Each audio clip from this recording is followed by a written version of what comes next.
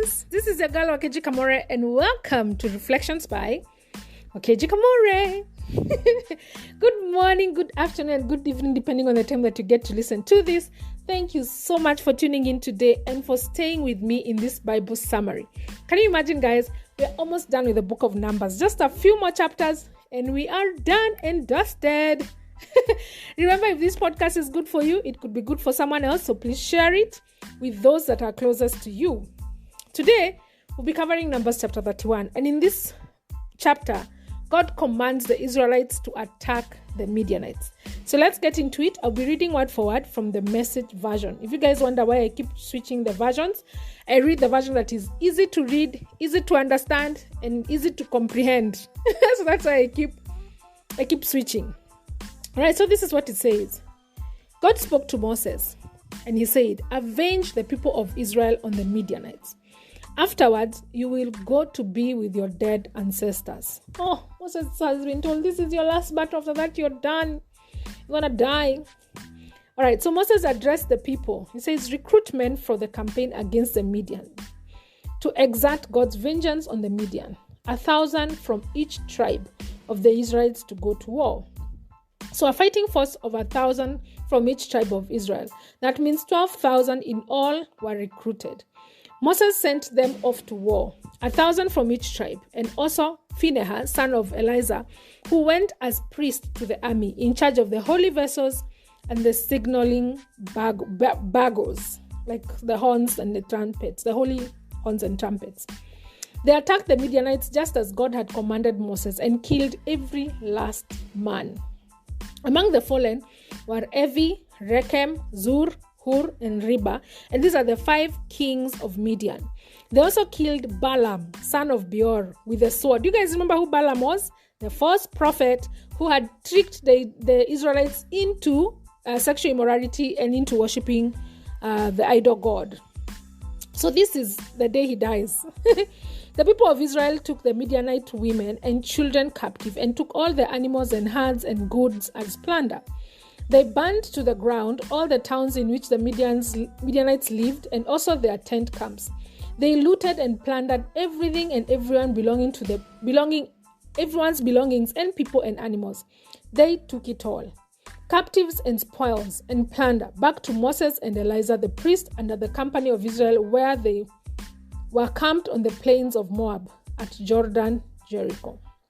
So Moses and Eleazar, and all the leaders of the congregation went to meet with the returning army outside the camp. Moses was furious with these army officers, the commanders of thousands and commanders of hundreds, as they came back from the battlefield. He asked them, "What is this? You've left these women to leave?"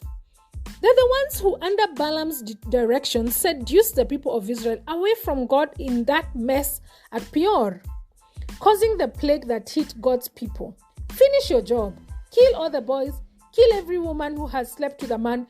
The young women who are virgins, you can keep alive for yourself. So Moses sees this returning army and they have come with these Midian women. And he's like, "Why did you bring these women here? These are the same women who seduced you guys and made God so angry that a plague hit you, and 24,000 people died on that day." So Moses is like, "No, finish your job. Kill these women and only leave the virgins." All right, so in verse 19 it says, "Now here is what you are to do. Pitch tents outside the camp. All who have killed anyone or touched a corpse must stay outside the camp for 7 days, because laws are laws, and this is how to purify yourself once you've become unclean. Purify yourself and your captives on the 3rd and the 7th day. Purify every piece of cloth and every utensils, everything made out of leather, goat hair, or wood." Eleazar the priest then spoke to the soldiers who had fought in the battle. This is the ruling from the revelation that God gave Moses. Gold, silver, bronze, iron, and tin, and lead, and anything else that can survive fire must be passed through fire. Then it will be ritually purified. It must also be ritually washed in the water of cleansing. Further, whatever cannot survive fire must be put through that water. On the 7th day, scrub your clothes and you will be ritually clean. Then you can return to the camp. Then God said to Moses, I want you and Eleazar, the priest, and the family leaders in the community to count the captives, people and animal. Split the plunder between the soldiers who fought in the battle and the rest of the congregation. So the plunder, or rather everything that they took from the Midianites, is going to be split in half. Half of it is going to go to the army and half of it is going to go to the congregation. As in the rest of the Israelites, whether you fought or not, you're going to get something from this victory. That then tax the spoil that go into the soldiers at the rate of 1 life out of 500. Whether human, cattle, donkey, or sheep, it is God's tax taken from their half share to be returned over to Eleazar, priest, on behalf of God. Then tax the congregation half share at the rate of 1 life out of 50, whether persons, cattle, donkey, sheep, goat, or other animal. Give this to the Levites who are in charge of the care of God's dwelling. So this is basically what he's saying. So let's assume they had 500,000 goats. So these goats are going to be divided into two. 250,000 of them are going to go to the army, and 250,000 of them are going to go to the rest of the Israelites. And this is how they were to tax, or rather to kind of pay some sort of tax or tithe back to God, so that it can go to the priests and it can also go to the Levites. So for this army, the half that goes to the army, you're going to tax out of like 500 sheep, one sheep goes as tax. So that means 250,000 sheep, if you are going to be given to the army, divided by 500, that means 500 of the sheep will go to the priest. And then for the half that was given to the congregation, the Bible says that they were to be taxed of 50 sheep. One of them was to go to the Levites, because the Levites were many. So that means 250,000 sheep divided by 50. That means 5,000 sheep were supposed to go to the Levites. So Moses and Eleazar followed through with what God had commanded Moses. And then it goes ahead to, this is the part where I will summarize. It goes ahead to list down what was the plan. And there was 675,000 sheep, 72,000 cattle, 61,000 donkeys, and 32,000 women who were virgins. And then also the Bible continues to say how it was taxed. Of these things that were the plunder, how much of it went to the priest, and of these things that was plunder, how much of it went to the Levites, and how much went to the congregation, and how much went to the army. And then also it continues, that is, I've done like a summary there because there's a lot of numbers happening there. So it says, the military officers, commanders of thousands and commanders of hundreds came to Moses and said, we have counted the soldiers under our command, and not a man is missing. We've brought offerings to God for the gold jewelry we got, armlets, bracelets, rings, earrings, and ornaments to make atonement for our lives before God.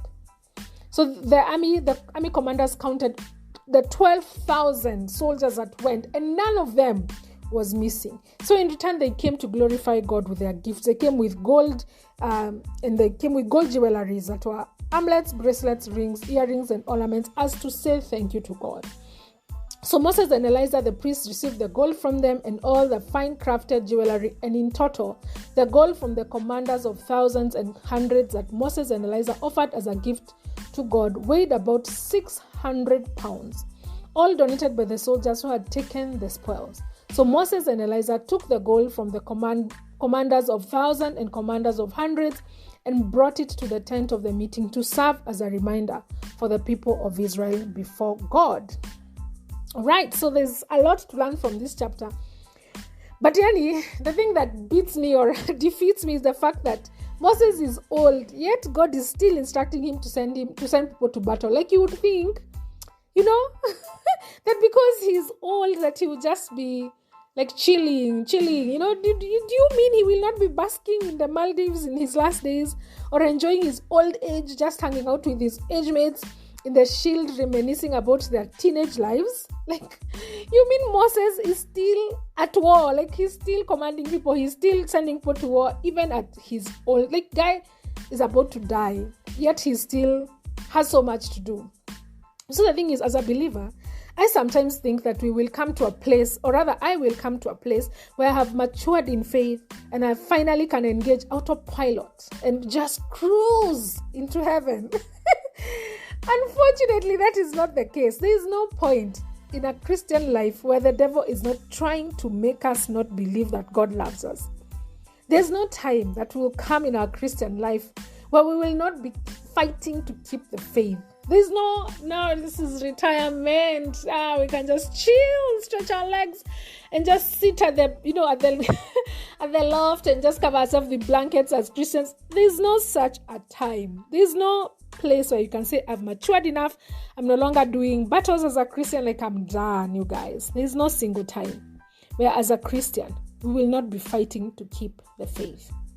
But be encouraged that in the same chapter, in verse 48, the Bible records that the leaders of the armies came to Moses and they told Moses that we, your servants, have counted our soldiers and we have not missed any of them. As in, what is the likelihood of going into battle and not losing even one soldier? Not even one soldier. That can only have taken God's hand. That can only be God's doing.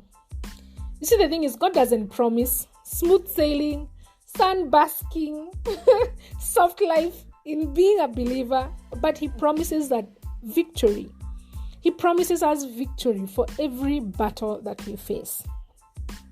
2 Corinthians chapter 2 verse 14. 2 Corinthians chapter 2 verse 14 says, "But thanks be to God, who always leads us in triumphant procession." Thanks be to God, who always leads us in triumphant procession through Christ. And then He uses us to spread His knowledge everywhere like a sweet-smelling perfume. Then in short, it's saying God always leads us in victorious parade.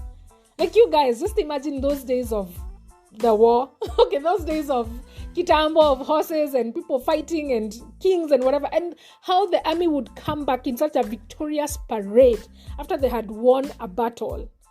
That is exactly how God leads us every single time, in triumphant procession, in victorious parade through Christ.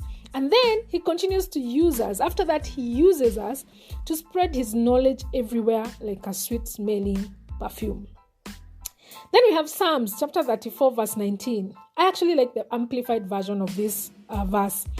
Psalms chapter 34 verse 19, it says, "Many hardship and perplexing situations or circumstances confront the righteous, but the Lord rescues him from them all.